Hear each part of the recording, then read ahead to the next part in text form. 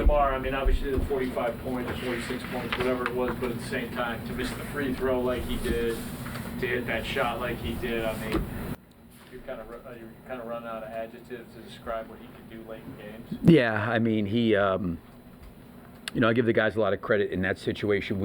They had a foul to give, they took it, we had a play on, and then those guys know that there's things that we can go to when we're out of a timeout if a team has a foul to give. And we went to it, and I thought he did an unbelievable job reading the defense. He kind of faked coming off the high side and was able to kind of get down to the corner and give himself some space. But I think it's just his IQ, his feel for the game, his understanding of how the defense was playing. And we had a action before that he was coming up to the top. So I think that, the option for him to kind of back cut the way he did was just him reading the game and reading the defense. And, the shot making and key shots and key moments. Certainly the shot with 2.5 seconds to go to give us a chance to go to overtime was remarkable. But, I think with the way we played against Dallas, I always feel good about the way he's going to come back and respond because he's that competitive. And he certainly made a lot of big shots, really throughout the entirety of the game. Was there an update on Kobe? It looks like it's hip right now. I don't really have any more detail than that. I do know when we get back to Chicago, he's going to have to get examined what that is. I'm not quite sure whether it's X-rays, MRI. They're going to do some kind of... Do they have a feel?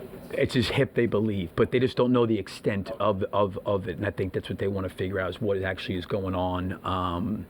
Obviously he wasn't able to return, so we'll have to see. Obviously keep our fingers crossed. Nothing too serious, but I didn't get a chance to find out like what it could be, other than the fact that it's his hip, and we probably got to find out more tomorrow. Billy, as great as DeMar's scoring was late in the overtime, they kept trapping him. One time he told Io to go, and Io scored another layup. Another time he hit Alex in the pocket pass, and Alex did 4-on-3 and found Torrey for that layup. So that also speaks to DeMar's brilliance. Yeah, and I also think, like we talked about before, other guys are going to have to step up and make plays, right? Just because what they did is they started overtime, switching DeMar, then they started trapping him. He's going to see different coverages, right? So a lot of times when that happens, other guys have got to make plays. Like I give Io a lot of credit. It was a 2-point game, and he had a really good slot drive downhill and made a layup.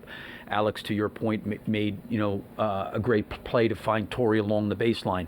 Like guys all got to step up and make plays. It just can't be DeMar. I mean, he's obviously great, and he's going to have the ball in his hands. But I give him credit for having trust, and showing trust in a lot of those guys, because he knows that he just can't do it all by himself in terms of the shot making. Because if somebody wants to take him out, just go trap him, and then we can't just keep throwing the ball back to him. Someone else has got to make a play. And I was proud of the way the other guys stepped up and made some plays. And obviously Alex shot the ball extremely well. I think his threes were really helpful, considering that for most of the game we did not shoot it great. What do you think about the way Io played defensively? He had a lot of big assignments. He was battling Siakam. What do you think about Yeah, I mean, he really competed and battled and on both ends of the floor. We got up by 10, I think, towards the end of the third, up 8, maybe to start the fourth. And, we just didn't play well enough to even hold water there. So we kind of got those guys back in. You always get a little bit concerned about, like the minutes we've talked about. And I tried to change some of the rotations. But, I think Io, because of that, got caught in a situations that he was guarding Halliburton, he was guarding Siakam, he was guarding everybody, And unfortunately, with some of the things that we've had to endure, some of these guys are going to have to log, obviously, a lot of responsibilities, and Io's one of them. How do you feel like his presence in those fourth quarter clutch overtime moments are Io? Offensively? Yeah. He's not afraid. That's the thing I respect about him. Even the 3 he missed, they went under on the screen, he stopped right behind it with confidence and shot the ball. We need that, because if he makes it, maybe we go up 5, and it's a good shot. It's not a bad shot. And like I said, it all can't be DeMar. DeMar's going to be obviously a focal point. He's going to be heavily involved, but we've got to have guys space the floor correctly, and the next guy's got to make the play when the ball comes to them. And like I said, he missed that 3 and then comes back and has had a turnover, and then he responds right back with a drive. I love the way Io just keeps himself in the game competitively, regardless if something happens good or bad. What was the approach on the second free throw when DeMar missed the free throw? He shot way up high. Do you have a strategy on that, or no? Him deciding what he wants to do? No. We knew we had to miss. We were out of timeouts. It was 3.8. So I put. How did this? Yeah, off the board. Yeah, no. I think what we wanted to do with at least with Andre and Drum there. I think Alex was talking to the group a little bit out there too. You know, you want to give those guys with their length a chance to at least go up and maybe somehow deflect it or pop it free or get it to one of our guys. And we were fortunate that we were able to get it back. But I thought the way DeMar missed it in terms of giving those guys a chance to go get it, because sometimes you can throw it so hard off the rim and like the free throw shooter tries to get it back real quick, and that's sometimes. I mean, does he practice?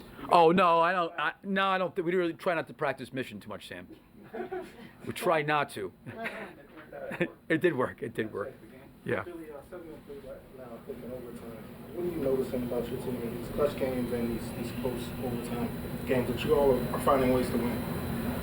Well, I think DeMar's an incredible closer. You know, give him a lot of credit, respect for that. But I think the other guys are leaning into those moments. Like, didn't talk about it. Like, we got hung up at the end of the shot clock, and Vooch drove Turner and made a nice turnaround move and, made that shot, gave us a little bit of breathing room. Isles drive downhill for a layup. Alex's cut to Torrey for a layup on the baseline.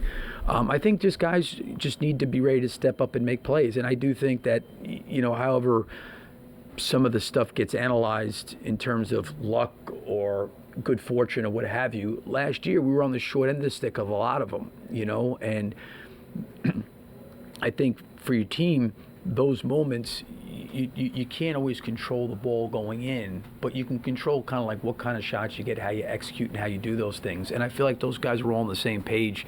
And DeMar is not the kind of guy that just, hey, it's me and nobody else, and I'm doing. He doesn't have that mentality. I give him credit. Like, he gets off it because he knows that if a couple of these other guys make a couple shots, a couple plays, a couple things happen, one, it's going to free things up and make it easier for him. But two, it also makes it easier for those guys too. So, we've had some good fortune. Things have gone well. I think guys have executed well. We've made some timely shots, this year that have kind of helped get us to overtime. Certainly if DeMar's shots short or long in regulation, it's a tough loss, on the road. And sometimes those margins are that small, where, you got to be able to make some plays in those moments. And I think one thing I feel good about is I feel like our guys lean into trying to make plays, which is what you want, but it doesn't mean it's always going to go great. Thanks, Coach. Thank you, Billy. Thank you.